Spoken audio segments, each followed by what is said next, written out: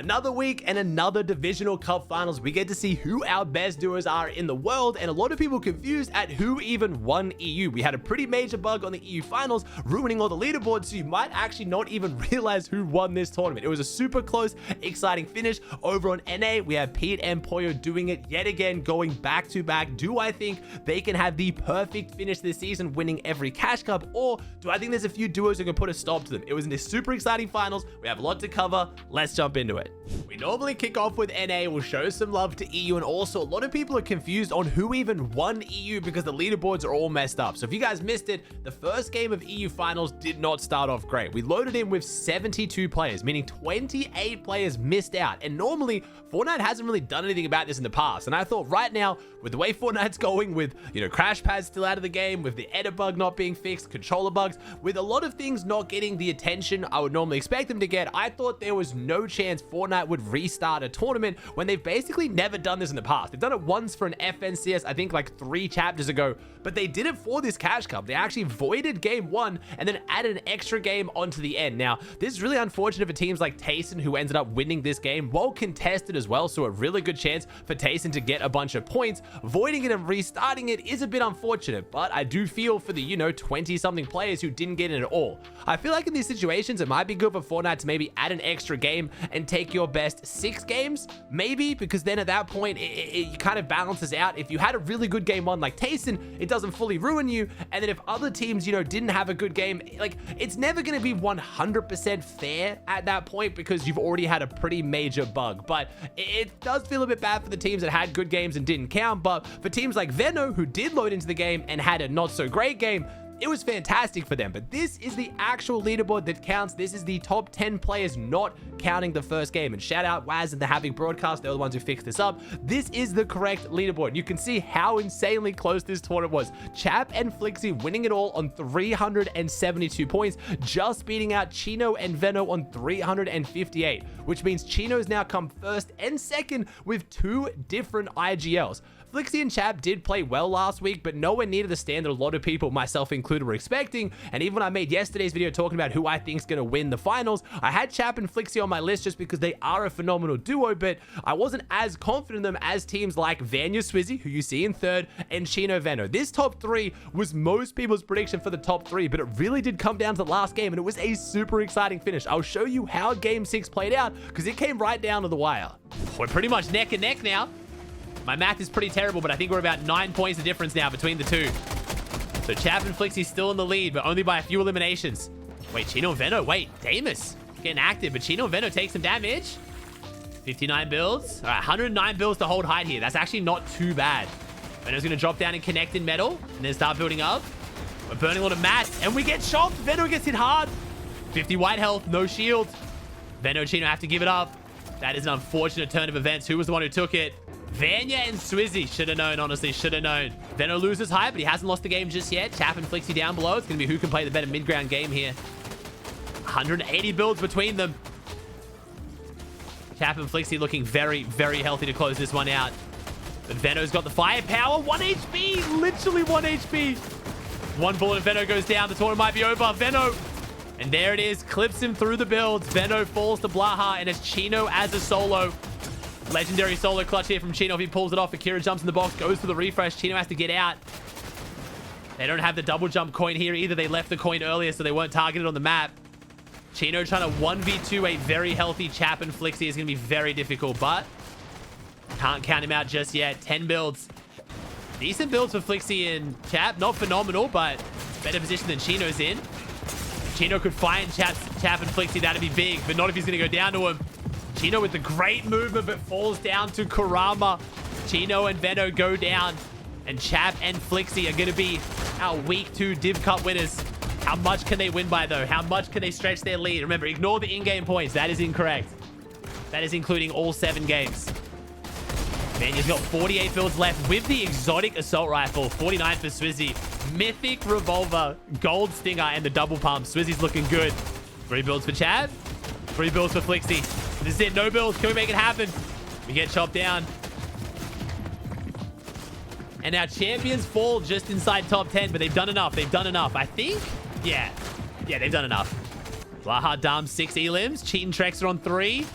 Kurama and Werix had a bit of a rough day here, but finishing strong with one last good game. Kurama on the corner. Oh, has the edit. Takes down Fan. Vanya doing his job, sitting up above, letting Swizzy drop down and do all the do all the fighting for him. Come on, Swizzy. Watching Swizzy drop down is so much fun. Can't find the angle in front of them, though. Vanya's trying to spray him in, but not try and put too much pressure on. Swizzy just can't seem to get the piece onto Blaha. Trying to get ahead of them, try and cut it off the top, but he just can't seem to find the piece.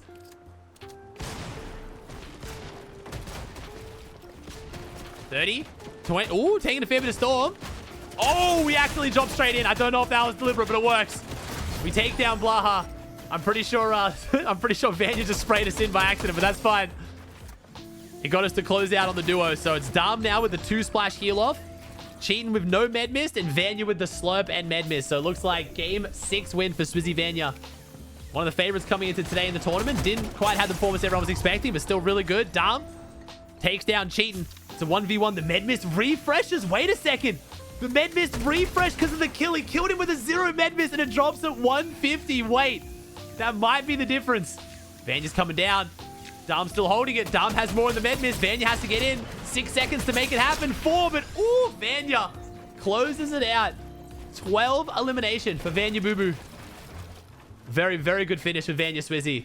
A super strong finish from Chap and Flixie. That means they've now come 6th and 1st. And like I said, Chino's now come 2nd and 1st. But Veno's showing up very, very big in this one alongside Chino as well. And there was a lot of pressure on Chino. A lot of people asking, why would he split up with Frodoxy after winning Div Cup and also winning an FNCS this year? We already talked about that. Chino's seeing a lot of potential in playing alongside Veno, saying their playstyles mesh a bit better. I talked about how I think Chino probably thinks he can develop a bit more as a player with Veno as well. And they're looking really, really solid. That was about a 60-point lead over 3rd place as well. So it was a bit of a 2-horse race between Veno and Flixie at the very end, but shout out to Vanya Swizzy. They're looking extremely good as well out of the Hive. They were my pick to win it after dominating the Eval Cup, and they played extremely well. 297 is not to be laughed at all. Then we had Fastroki and Bevies. I feel like an extremely underrated team in 4th place overall in 273. Then Yanis and Rax, who were actually contested at Demons. I don't think they were contested for the whole tournament. I know in game 6 they were definitely uncontested, but a 5th place from them out of Demons is very solid as well. Seti and Damus in 6th, Blaha and Dam in 7th, Nebs and Mappy in 8th. I'm seeing Nebs sneak up on the damage and Elam leaderboards quite a lot here. And I say sneak up on because a lot of people kind of forget Nebs exists as a player. He's been around for so long. He's been a staple of the EU scene, but has been a little bit quiet recently. And quite often when I see players like that come back and start dominating, usually it's in the form of IGLing or playing kind of support role or using their experience more so than being, you know, cracked out fraggers. But Nebs is up there on the leaderboards for damage and Elam's quite a lot. So I'm excited to see what he does with the rest of this season. Then we had Hellfire and Strapped and Cheatin and Trexa to round out the top 10. One of the big teams I included in my YouTube video who wasn't inside that top 10, we had Pablo and Frodoxy, our first showing from the Danish duo as a duo now after Fred and Chino split, and they were contested off spawn. Now, the first 2 games did not go as expected. Frodoxy went down in the first 2 games. If you watch the streams, you already know though, Frodoxy both times tried to 50-50, and whether it's ping, whether it's macros, you can be the judge, but Frodoxy unfortunately got the loot taken from him both times in the first 2 games, and I myself was yelling at Frodoxy, why are you 50-50? You know you're not going to get the gun. As soon as Frodoxy started dropping on the other half of Ranger's Ruin, the spawn fight looked a lot different. Pablo and Frodoxy won the next 5 times in a row. So they won 5 out of 7. They won 5 out of 6 in the games that actually mattered. So I don't know whether Yako and Kyrie are going to keep dropping at Rangers. Frodoxy did kind of make a bit of an enemy of the Spaniards. If you checked on social media, things were getting very, very heated. So Yako and Kyrie probably aren't feeling too good about Frodoxy. If they hold a grudge, they'll definitely keep dropping on him, but they might not be the only ones, because now we have Frodoxy and Tayson going at it yet again. In game 6, Yako and Kyrie actually left it. I should say game 7. Yako and Kyrie actually left Ranger's Ruin, and it ended up being Pablo and Frodoxy against who they thought was Yako, but it was actually Tayson. Tayson and Upple randomly dropping at Rangers in game 7, trying to contest Pablo and Fred. Fred didn't realize it wasn't the Spaniards, ran them down, eliminated them, and danced on them. So even though we've gone from trios to duos, Tayson and Mustache, if they start playing again, I don't even know what's going on with Tayson and Mustache. I think Mustache is just taking an extended break right now. But Tayson, whoever he's queuing with next week, might end up dropping back on Frodoxy. Instead of contesting Swizzy and Vanya at the Hive, looks like we might see Tayson back at Rangers Ruin. I don't know, but I'm not sure why he would randomly switch and drop there in game 6 or 7, especially when Tayson was doing quite well. Going into the last game, he was close to top 10. They had 177 points on the day. They were doing fine. Again, probably a little bit tilted after the 10 elim win in game 1 didn't count because that was a lot of their points. I do want to say, to give even more credit to Chap and Flixie on this win, they did not have good zones for them. This is currently where the zones went in the tournament for EU finals. They got one game, game 6, that was kind of near them on the north. The other 5 games were all far south. Now, this wasn't too bad for Chino and Venom, who are dropping at Dystopia, but look at the fact that Chap and Flixie are dropping at Resistance Base. That is a lot of long rotates. They do have good kind of pad rotates and a good ability to rotate down the west side of the map, kind of go on the dead side, but that's still very, very impressive performance for what were pretty terrible zones, and it made these end games extremely fun to watch. I can't imagine they were too fun to play. They just constantly kept finishing either on giant mountains or in canyon crossing. Again, fantastic to view, but man, playing this was a test, so we really got to see which the best teams were, especially with no mobility. Trying to rotate to zones like this and play end games with this much verticality with no mobility really does let the best teams rise to the top. I feel like this was one of the best finals we've seen on EU in quite a while. It was extremely fun to watch. You already know what I'm going to say. We're moving on to NA, and we have yet again another Peterbot and Poyo win, winning back-to-back Duo Cash Cup finals to kick off, I keep saying, the new season, the post-global season. Since we've had duos coming back, Pete and Poyo back into form and looking like they might pull off the perfect season, which is just ridiculous. Now, I will mention, though, this was not a blowout. If you look at the leaderboard right now, winning by over 50 points feels like it was, you know, a bit of a blowout, but it was actually such a close and fun tournament to watch. Peterbot and Poyo actually weren't in first place at any point until after game 6, which is the time you want to be in first place, obviously, but these other teams put up a phenomenal performance. Pete and Poyo did manage to play 6 matches. They won one of them. They got a 13 elimination win, and that is usually the story with Peterbot. The elims definitely carried them. We actually had Acorn and Bolts in second place with a higher average placement, averaging a 5.17 placement, but they got 32 eliminations to Peterbot and Poyo's 50. 18 more eliminations on them, and that is going to be the difference here. But Acorn and Bolts right now are really giving Pete and Poyo a good run for their money. Like I said, Acorn is still on 60 ping in Canada. When Acorn gets to 0, I'm hoping that gives this team an even better run for their money. I mean, I like seeing Pete and Poyo win everything. I just want to make sure it's close. When it's close and exciting and fun, it is so good to watch. Pete streamed this finals yet again. Finally figured out how to put a delay on, which was awesome because it meant Pete didn't have to end in game 6 when the tournament was on the line. We got to watch it all the way through. But this match history was insane. A 4 elim 6th, 8 elim 4th, 12 elim 7th, 3 elim 24th, 13 elim win, and a 10 elim 3rd. Now, their second game, the 8 elim 4th, I want to call this one out specifically because I know a lot of people in the community are going to talk about Poyo getting carried because that was a Peterbot solo clutch from about 30 players alive. But if you watched, you already know what happens. I'll play the clip behind me. They're getting held on backside of Storm. Poyo actually has more health in a better position than Poyo and then Peterbot, and Poyo drops the medallion to Pete. Doing this is basically him sacrificing himself. He's giving the coin to Pete so he can carry on. Poyo then goes down because he has no mobility and they're getting held on backside. This is after rezzing Pete, by the way. Pete goes down earlier this game. Poyo gives him the coin, Pete wraps around, and then Pete does what he does best. I'm not going to say that Pete didn't go insane this endgame. Absolutely popped off, had a huge solo clutch with a bunch of elims, but I want to shout out Poyo because Poyo kept the coin. He could have survived longer, maybe could have had as good a game as Pete, probably not. Pete is one of the best solo clutches in the game, but Poyo continues to be the best support player we've ever seen in the game, and I'm sick of Poyo getting slandered and all the attention going to Peterbot. Yes, Pete is the one popping off in those big moments. Yes, when all eyes are on him, Pete often shows up, but it's because Poyo also gives him the loot and puts him in the position to be able to succeed. So many teammates, especially as good as Poyo in those situations, would keep the medallion and they'd both die or would try and clutch it up for a little bit of a moment. No, Poyo always gives Pete what he needs. It is a bit crazy to think, but Pete and Poyo could have actually got more eliminations in this finals as well if they got a bit better luck with their loot. Now, I'm not going to try and pretend they have bad loot. Every time you see this team, they've got the mythic, they've got their coin, they've got the slurps, they've got a bunch of loot. But in 5 out of the 6 games that they got their exotics, which is, I know again, yes, they got exotics 6 games out of 6, they managed to get the Fizzberry jar. I don't know what the chances are of getting one exotic 5 games out of 6, but this was Peterbot and Poyo's reaction last game when they got it again. In these situations. not a fizz. What? Oh, 5 out of 6! 5 out of 6! 5 out of 6! Oh my god! I'm done with We're Fortnite! getting trolled. We're getting trolled. I'm not even. I'm so fucking sick of it, man! That's actually ridiculous. Oh my god! The odds are kind of ridiculous This on game that. is horse. 5 out of 6 Fizzberry jars is wild.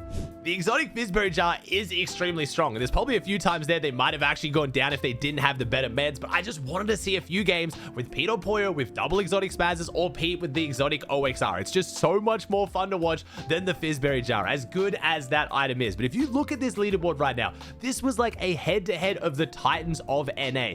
At the start of the tour, we actually had Cold and Ritual doing really, really well at the very top. They got a 13 Elam win in game 1 and a 6 Elam 8th before they did have a couple rough games that dropped them down, but originally they were in the top 3 as well. But Peterbot and Poyo, Acorn and Bolt, Age the Omzo. That is 3 of the 4 teams pretty much everyone had picked at the start of the season, at the start of duos coming back to start going crazy. We also had Rapid and Threats in 4th, who I want to give a big shout out to as well, since they managed to come 2nd last week and 4th this week as a duo that a lot of people, myself included, kind of just saw as like a temporary duo. It's like, oh, Rapid and Threats are playing for now. Like, who's Rapid gonna play with for his real duo? And I feel like Threats got really disrespected by a lot of people, again, myself included, but they managed to come 4th place, super close to 3rd, Age the Omzo on 395 points. They were actually the team that was in 1st place going into the last game.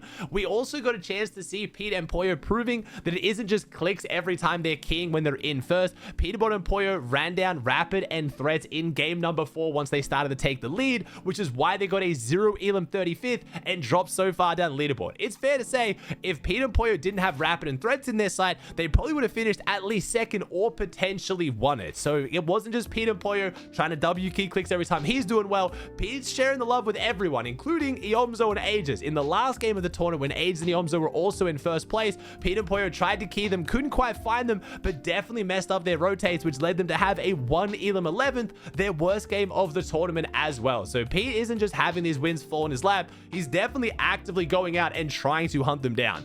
We also had Noxy and Mason, who came 5th overall on 342, which I think was a huge pop-off performance for a duo that has a lot of potential. A lot of people have forgotten about Mason. It was supposed to be Mason, Eomzo, and Higgs at the start of trios at the start of this year before Mason had to go on a family vacation. Clicks took his spot, and then the rest is history. So I'm really excited to see if Mason can bounce back from that and have a solid duo performance. It would be awesome to see. The kid has a lot of potential, and he's starting to prove it here at the start of duos.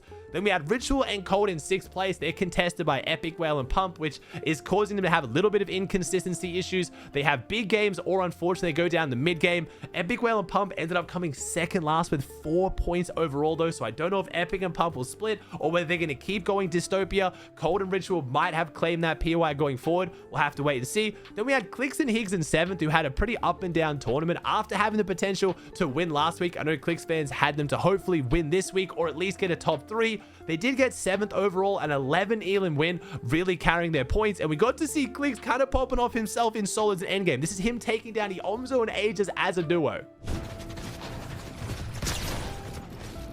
Duo. Nice, close. Bend this. You're crazy, bro. Rounding out the rest of the top 10, we had Muzz and Reed in 8th, Ark and Kanata in 9th, and then Oliver OG and Carillion in 10th, proving that if Oliver OG is finally uncontested, he could have some solid performances, getting an 8 elimination win in the last game of NA Finals. I'm sorry I can't break down the individual stats on EU because of the extra game. It's kind of bugged out right now, but in the damage ratio, we have Bolts in 1st in 2.41, a phenomenal damage ratio for finals. Threats in 2nd on 2.19, Cold on 2.06, and then Peterbot in 4th, being the 4 players to break 2.0 damage ratio, which is very, very solid from all 4 of these guys. Then damage to players, no real shock here. We have Peterbot in 1st on 8,700, Bolts putting up good numbers in 2nd on 7,200, Ark making what I think is a bit of a surprise entrance, not because, again, you know, Ark isn't crazy, but 3rd amount of damage, 7,100 damage from a team that didn't place inside the top 5 is very, very impressive from Ark. Threats and Cold also rounding out the top 5, and then eliminations, again, usual face, Peterbot in 1st on 32 Bolts with a very respectable 23rd, and then shout out to Rapid, again, the IGL of his duo. Rapid kind of stepping out and maybe making a claim for being another one of the fighting IGLs coming up in the game at the moment with 21 elims, and then Iomzo also breaking the 2-digit, getting 2-0 eliminations with Poyo in 5th on 18 eliminations. So again, very good performances from a lot of our familiar faces, but I feel like a few names sneaking up in there that aren't really quite getting recognized on the overall leaderboard.